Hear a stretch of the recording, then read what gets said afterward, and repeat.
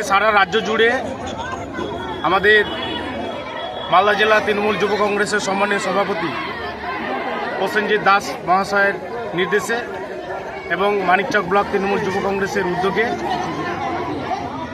যে কর্মসূচি দিয়েছেন আমাদের খেলা হবে, এই খেলা হবে কর্মসূচির আজকে মানিকচক ব্লকের ধরমপুর অঞ্চল তৃণমূল যুব কংগ্রেসের পরিচালনায় আজকে বড়বাগান কাছারি মোড়ে খেলা হবে। প্রোগ্রামটি অনুষ্ঠিত হচ্ছে, চলছে খেলা।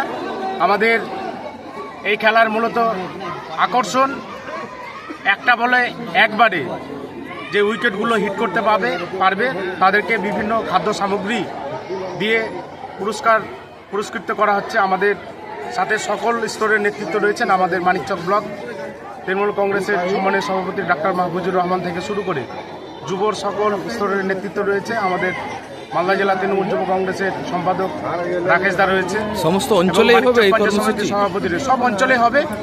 আগামীকাল উত্তর চণ্ডীপুরে রয়েছে, তারপরের দিন রয়েছে আমাদের নূরপুরে। এরকম করে আমাদের 11টা অঞ্চলেই আমাদের এই প্রোগ্রাম চলবে। ভালো সাড়া পাওয়া যাচ্ছে মানুষের মধ্যে, যুবদের মধ্যে বিশেষ করে উদ্দীপনা রয়েছে।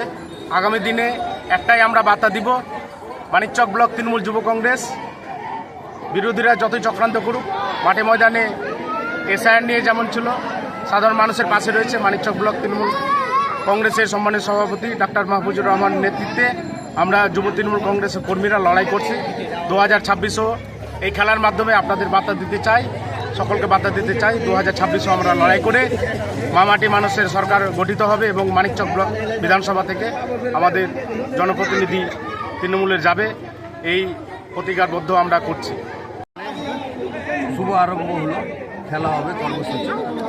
কি হচ্ছে এই কর্মসূচি? এই কর্মসূচিতে 3টা উইকেট আছে আর আমাদেরকে বলটা ওই উইকেটে হিট করাতে হবে। যারা হিট করবে তারা একটা পুরস্কার পাবে।